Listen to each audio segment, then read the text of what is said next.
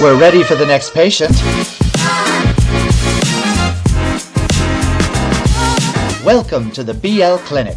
My name is Nurse B. Hello, I'm Dr. Jose. Okay, Well, we've got two more series to talk about. Yes. We've got two more patients to observe. Yeah. And we've already started probing one of them, Moonlight Chicken. Do you want to admit Moonlight Chicken to the clinic second? Moonlight Chicken, doctor. Moonlight Chicken was a little revolutionary for me in BLs. It was in style similar to I Told Sunset About You, I Promise You the Moon, cinematographically, as well as where they situated it in Thai culture and class. And they allowed some of the sort of worn grit of some areas of Thailand to be the mise en scène, to be where it took place, and the characters' clothes weren't always crisp and pretty, which is always nice and refreshing. But the thing that made it a little bit revolutionary for me, it starred Mix and it starred Earth, yet again in their, their fourth pairing, I think? And then it also had Fourth and Gemini, and I'm told that this was filmed, that this was Fourth and Gemini's debut, that they then went on to film My School President later. And if so, a stunning vehicle for them to debut in, because the thing that made this one revolutionary for me was its level of sincere emotion without a lot of overlay of plot devices. I mean, there were plenty of plot devices to keep you interested, but it didn't need a crime drama. It didn't need any homophobic parents twisting things around. It was really laser focused on the relationships and the characters' internal struggles and the joys that grew out of those. It was organically... I was going to say, this is the complete opposite of Never Let Me Go. Never Let Me Go was plot-driven. This is character-driven, is what I would say. So this is more character-driven. Absolutely right. And sometimes it was so steeped in that I got a little frustrated, and I was like, oh, I feel manipulated, and this character's going off too much, and I don't like that. And then, if you just sit for like 5 minutes, they pull you back in with a sincere emotion in a completely different direction.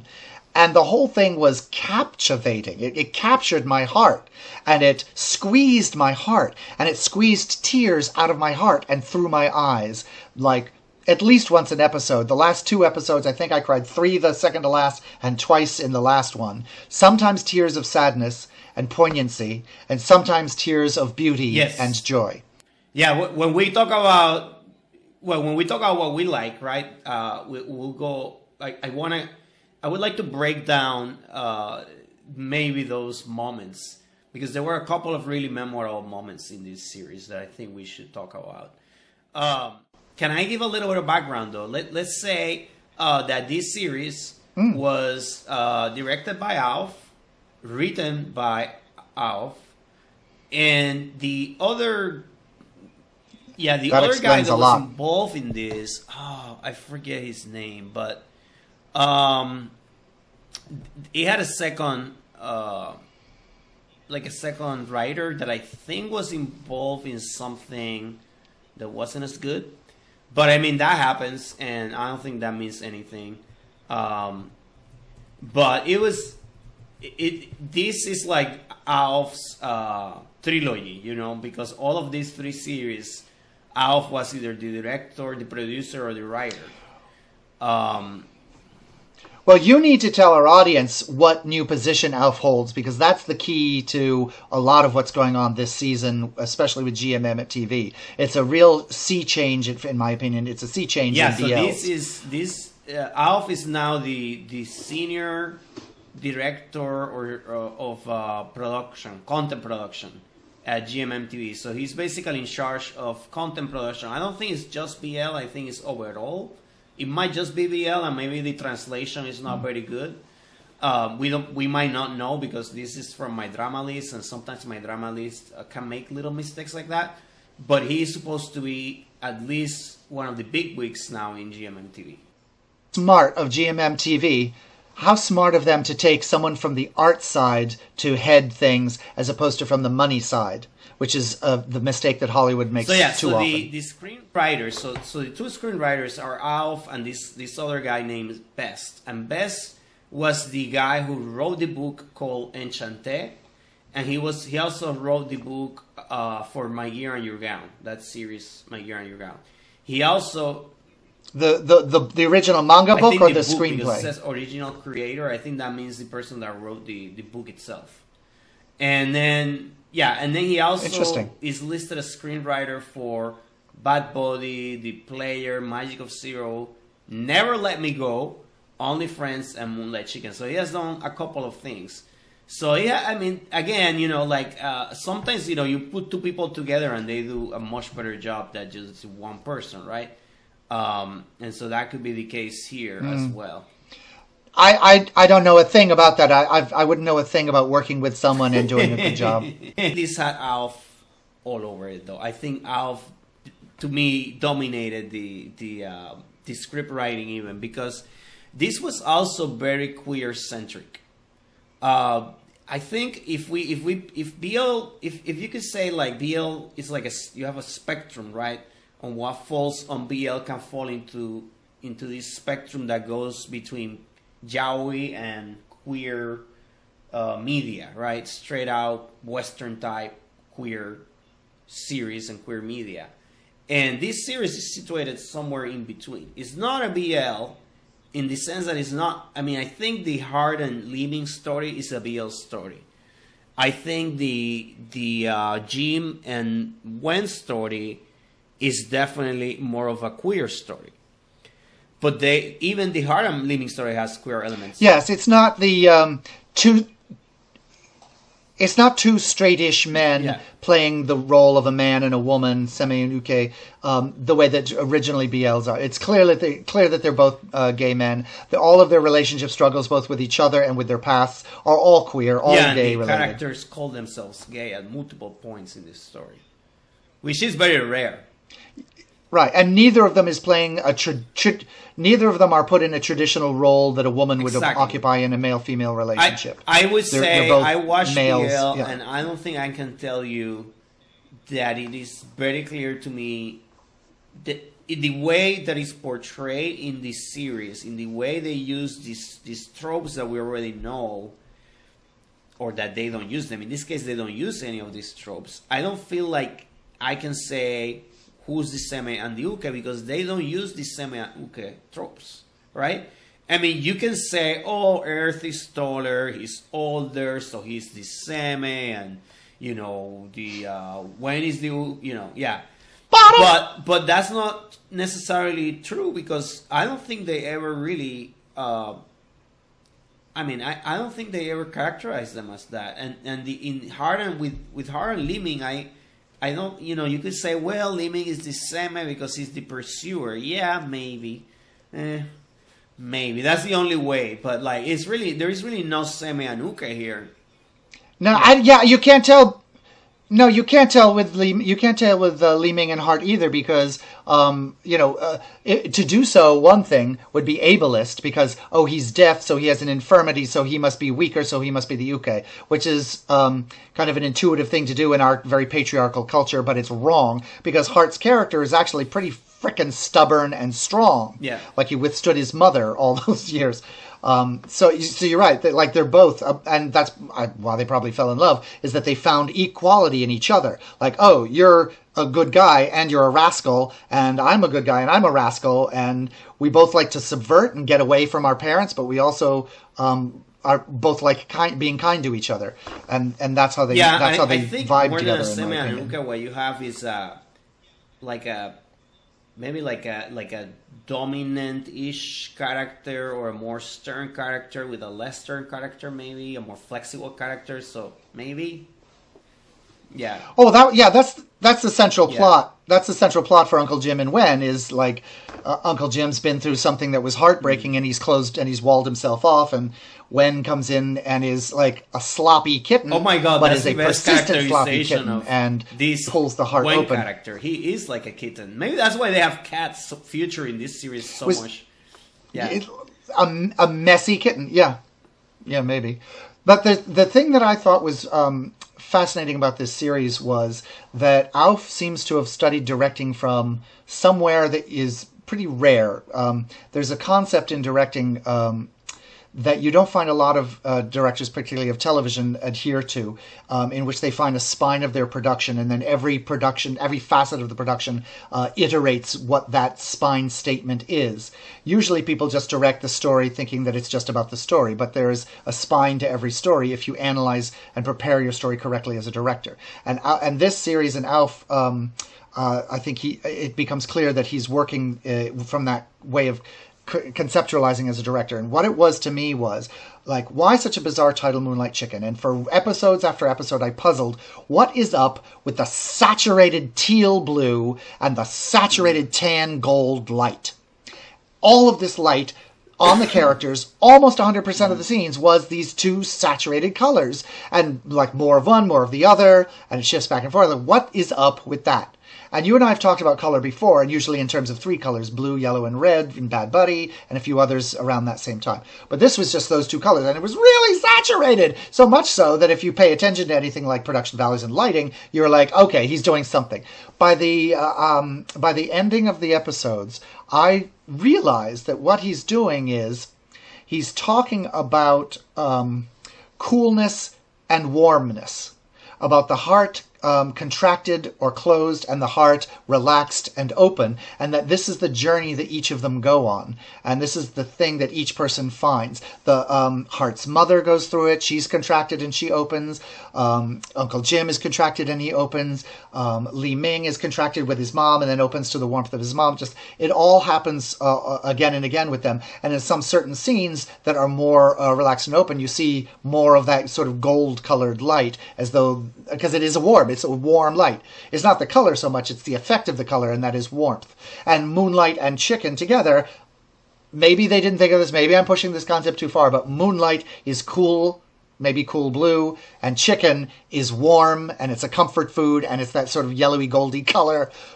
Just a thought. But there was that sort of, here's this interplay between growing cold and growing warm. Great emotion squeezed from places that you wouldn't feel that you're going to want to feel an emotion from a romance story. When Gaipa's mom dies, all of the scenes around Gaipa and the funeral were for me, some of the most heartfelt and poignant scenes. And can we just give like a little mini Oscar or a mini SAG Actors Award to Cao Tung for that beautiful scene at the funeral when he's speaking and singing through his tears for his mom. That part of the series for me was one of the, because I lost my mom 2 years ago maybe, but that was one of the most beautifully played and beautifully poignant, and also just wrung with emotions, which you might think would be melodramatic and too much, but kudos to Alf for bringing it in as real and sincere, and it affects the heart when you watch it. For me, I also like when Gaipa's mom dies and he hugs Jim. I thought that was a very poignant scene. It was interesting because a lot of times when series do this, they'll show the face of the actor and then you can see the tears. But here, you could see his face contorted. That he was crying and it was believable. But he buried his head in Jim's chest, which is such a natural reaction. I would do that too, And it felt so natural. And then he falls to his knees, and everything felt natural. It didn't feel exaggerated, and it was natural, is what I would say. But no, I don't think I would say so. The only thing I didn't like about this series, because we need to say something we didn't like, is that it ended. Is the only thing I didn't like. I wish that it could have gone on more. It was such a good series that I don't have anything I can say that I didn't like. I mean, this series is at the same level, I think, as I Promised You the Moon, and to me, it's better than I Told the Sunset About You, because that for me, I like more I Promised You the Moon. So yeah. Yes, I agree. It's at that level, it's very good. Yeah. There were no missteps. Like I Promised You I told Sunset about you had a misstep, as we discussed in our podcast about it, about in the last episode when there was this kind of Deus Ex Machina where all of a sudden what's his name shows up on this motorcycle and he picks up the other one and they ride off to make the thing and fulfill the promise, and it was a little like contrived. This one had nothing in it that felt contrived. There were things that were like very dramatic, and I went up to, and you should get my notes to Dr. Hernandez that night, because my early notes were like, oh, I'm not going to watch the rest of this. Oh, how dare they? Oh, look at them doing this. And then they, like I said, they pulled me back in. They like really walked a fine line there. But it was so sincere and so real. What was the other thing that I really enjoyed about it? The way that they, and so many story writers would have just let separations happen and let them be separations, particularly between Wen and his ex, and the enmity between the ex and Uncle Jim. All of that they would have kept as dramatic tension. Conflict means drama, so they would have kept that as conflict. But this series really wanted to be about warmth. And it wanted to be about people coming together. And so all of the enmities resolved by the end of the series into amity, into kindness, and into community. That yes, you are my ex, and I dumped you, and you I had horrible feelings about it, but there's still a way that we fit together in a small community. They have mutual friends, so they kind of have to, and the script kind of forces them together. Gus did it through facial gestures and characters coming together to eat, and in the little beachside restaurant with his Uncle Jim as the truck at the end. It was so just sort of naturally done. That's a beautiful touch when they can tell a story by showing you a thing and showing you an idea without having to have someone tell you the idea like overtly. It's a mistake that writers often make, is they make it too simple and too like uttered because they want to make sure that the audience gets it. But a good storyteller lets you see it happen without having to tell you that it's happening. So I would say like there were like very few things that I went like, well, maybe they could have done this instead. Like I think overall this was very good. I don't even want to waste any time telling you the one or two things that maybe I thought, oh, they could have done this better, because honestly, like this series is so good that I think people should definitely watch it. And I think you and I go through all this series and we always find things we don't like, and to be able to say that there is a series where we don't even think that there's anything we didn't like. I mean, I again, the things I didn't like maybe are so small that the only thing I can think of that I didn't like, which was a really big thing for me, is that it ended, because I wish it didn't. I wish it was like 10 episodes or at least 12. But honestly, the pacing was very good, so I cannot criticize that. It had a really good pacing. The only thing I didn't like about it was that there was no Mix Earth pornographic scene available on the adult porn sites. Yeah. I watched Earth in his first series that I watched, which was Waterboy, right? In Waterboy, and I didn't like him in Waterboy, to be honest with you. I thought he was not very good. And then I watched him in Tale of a Thousand Stars, and I thought, oh, he's a little better. He's doing better now. He seems like he's better. But here, he's very good. He's really good in this series. And that's a mark of probably a really good. Three major series in which he plays someone who's emotionally unavailable. I wonder if he's ever going to get one where, like, he's the guy with the heart and has to, bring someone else to come around to love. He's a really nice guy too. But did you watch any of what was the name of it? It was that last thing that they did with the body swap? I watched and he was like, I watched like a father died. Yeah, I didn't like it. I watched like 2 episodes. Yeah, no. The minute. No, because it's a body swap. It's a straight story. They just do a body swap. I didn't like Nick's character. Like I didn't. Mix did a good job with this series, but I just didn't like it. But yeah, I was gonna say so. Yeah. So in terms of like moments, I think the thing about this series, and I'm gonna say the same thing about My School President, is that sometimes it caught me by surprise.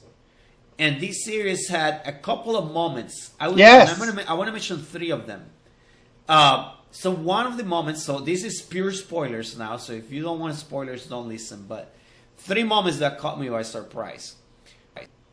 Jim is telling the story of how his partner dies, right?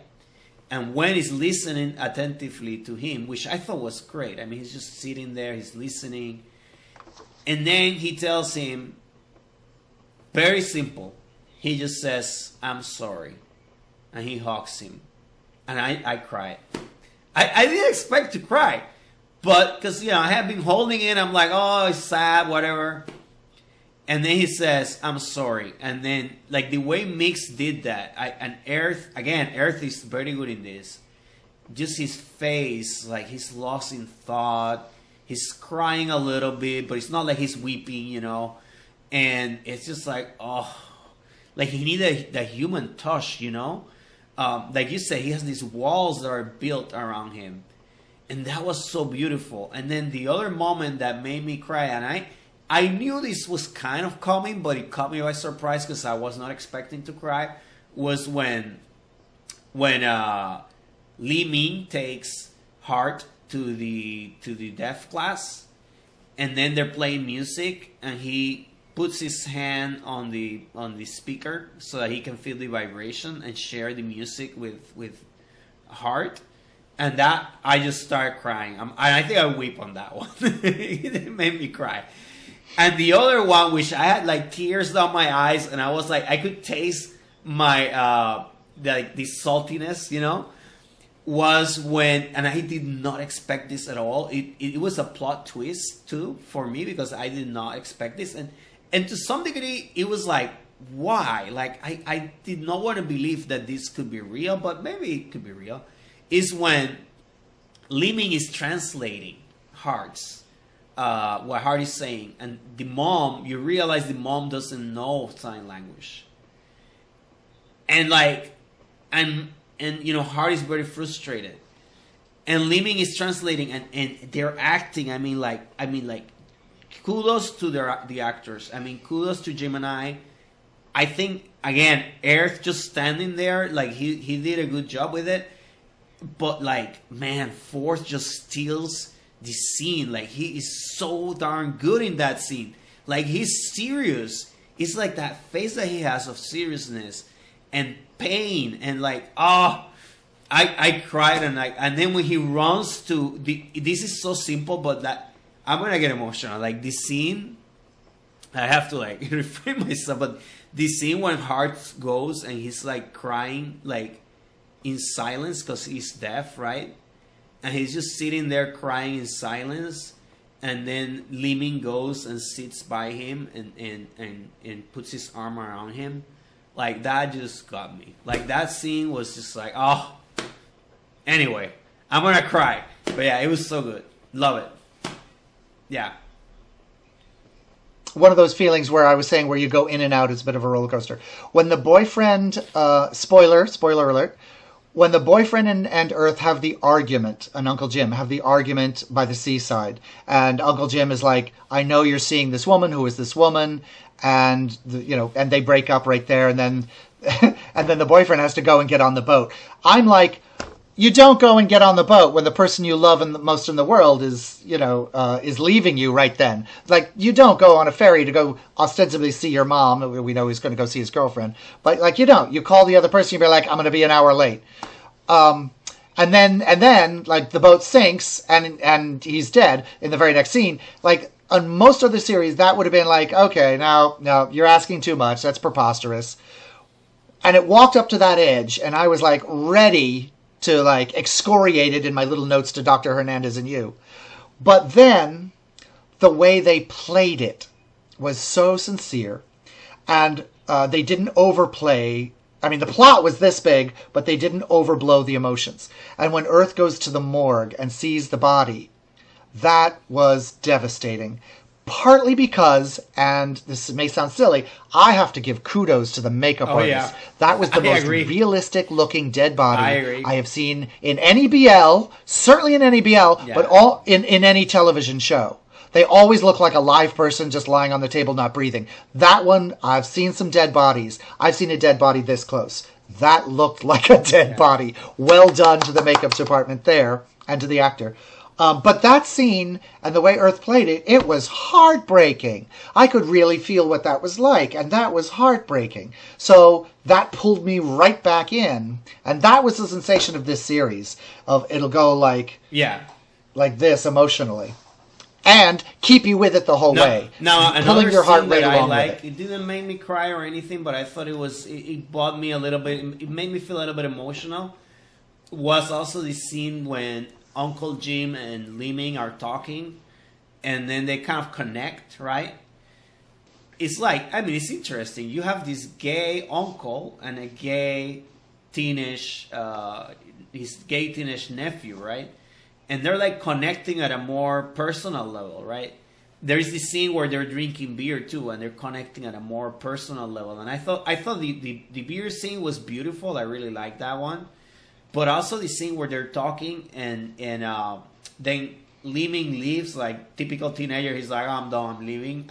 But then he comes back and hugs him, and I like it. I mean, it didn't make me cry, but it was well done. It was well acted. Yeah. They left no relationship unaddressed. They addressed all of the relationships, not just the couples, but like how those characters interrelated with each other. They addressed them all, and it was very satisfyingly done. And I think that one of the most beautiful relationship stories in the series, of the many, is that one between the nephew and his uncle. And the way, like here again, they walked up to the line where I was going to ditch the series, and then it pulled me back in. The uncle was being homophobic to his gay teenage nephew who he had raised, so he's like a son. When he catches him kissing the other guy, and you're like, what? He's gay himself. How would he be homophobic? What? I don't buy that. But the series knows that you feel that way, and the series knows that that's hypocrisy, and the series addresses that hypocrisy very smartly. Explicitly. I think their message was like, a gay person like him can be gay, and he can, or in the case of his sister, she can accept her brother being gay, but it's one thing for her brother being gay and then her son being gay. It's one thing for him being gay and another for him having his nephew be gay. Like then he thought he was straight and now he has to accept that. So like I get the message. The message is we've seen a lot of BLs have parents and other people have to get over themselves for the benefit of the person they love who is in the same-sex relationship. My Gear, Your Gown, it was the parents, and then the parents are like, oh, come on in, boyfriend. We were just testing you. And that was a little ham-fisted, a little clumsily done. And this one had the same thing. Everyone got over themselves, but you could see how they get over themselves. And they got over themselves by being in conversation with some other family member or friend. And you could see the gears working and how that actually happens. Now, the other thing I was going to say, like that relationship between the nephew and the uncle was to me beautiful. I love it. I would like to see more of that in maybe another BL. I think you have to say, and I'm gonna say this, like one of the big positives of this. I have to say, Fourth was just, he was a scene stealer. He's another Ompawat. He's like the next Ompawat. The man, he's an innate actor. Like he studies his characters. Yeah, he's talented. Yeah. He has an innate sense of where the emotions are and how they play in a realistic that would be real. Like so many other actors play what you think the thing is, and he knows what it is and is able to just be that naturally. Yeah, he has that supreme gift ability for acting. To emote without being overly emotional. When he's required to cry, he doesn't oversell the emotion, When he needs to be mad, like I was rewatching a scene from My School President where he gets upset, and it's like he looks real. Like he doesn't overplay it, People when they get mad, it's rare that they yell wildly. Most people. He played it very naturally without having to be like, I'm going to be really mad now. You just are mad at a human level, which is usually less than people think it is. But if you do it for real... Yeah, and I would say another scene that I remember also got me a little bit emotional was when Li Ming tells the uncle, like, so why do you sell rice, chicken, like when he confronts him with that, and the uncle just like doesn't know what to say, right? And it was so well played, like they did such a good job, and I could see the hurt in Uncle Jim, and yeah, it was very well done. So anyway, this series definitely goes on the on our special shelf. It's a sperm donor. It is now a sperm donor. It's a sperm donor. Yeah. Yeah. Level series. Yeah. And before we stop talking about it, I also want to give a shout out to roles that weren't as big but that were sublimely played. And I'm forgetting the actor's name who played Alan, the ex with the glasses, the banker. First, yes. And I don't know the actor's name, but he's in My School President as well as the vice president of the student council. Yeah, Mark. The dark curly hair. Mark. Yeah, he was, and he's the young pregnant father in this one. Also, very, very natural. The role of Alan would have been easy to slip into melodrama. And he played a hurt person with a lot of sensitivity and kept the integrity of the character, didn't make him too pathetic at the same time. That moment in the hospital where they separate, where he's like, you can stop helping me now. No, really, you can stop helping me now. That was... this is when you have a really good series and really good acting. You feel two emotions at once, resonantly and powerfully. In that scene, you feel the sadness of the breakup and the satisfaction of the fact that both characters have evolved and can take care of themselves. So it's both good and sour, sweet and sour at the same time, and that double emotion in one moment is sophisticated and takes good directing and good acting. So kudos to those two as well. They were all of the acting here. I think all of the actors were good. I would say for this series, one of the things they did very well was portraying, again, this is more of a queer series, and I felt like they were portraying a lot of elements of queer life, maybe. I like that they portrayed a breakup, and it felt very real. And I was in that situation, yeah. And Gaipa's disappointment was excellent. Yeah, that little bit of acting there was very real from Cao Tong. But yeah, but I thought that that they were, they were almost like, they were portraying all of these things that I can identify with, right? And so for me, I have been in the position where I was living with an ex. And I have been in the position where I'm the one that has to break up and say, hey, this is not working. You need to go live by yourself. And I have also in the position where the other person tells me, like, this is not working. I have to leave, So, like, I have been in both positions, and so I could feel the pain, and yeah, you're right. First did such a good job. So this series, to me, again, it's at that level where I would put I Promise You the Moon. I don't know if it's comparable to Bad Buddy because they are different. They're two different types of series. Bad Buddy is a BL. They are, and Bad Buddy is too much of a comedy. It's lighter. Bad Buddy is too much of a comedy BL. Yeah. And this is almost like straddles the line between a BL and a queer series. A QL. Yeah. So it's kind of interesting, but every series has something that and I queer think Bad L. Buddy has some things it did very well. And this series has some things that it did very well, so I don't want to compare. Yeah. Yes. Yeah. Oh, no. Yeah, they're both sperm donors. Sperm donors, just like I Promise You the Moon also. Thank you for listening to this episode of the BL Clinic. We'll see you next time. Until then, keep watching BL and support your actors. But please, don't obsess too much. That's right. Remember to be a fan, but not infatuated. So we hope you enjoyed our work, and we'll see you back in the clinic. Cough, cough.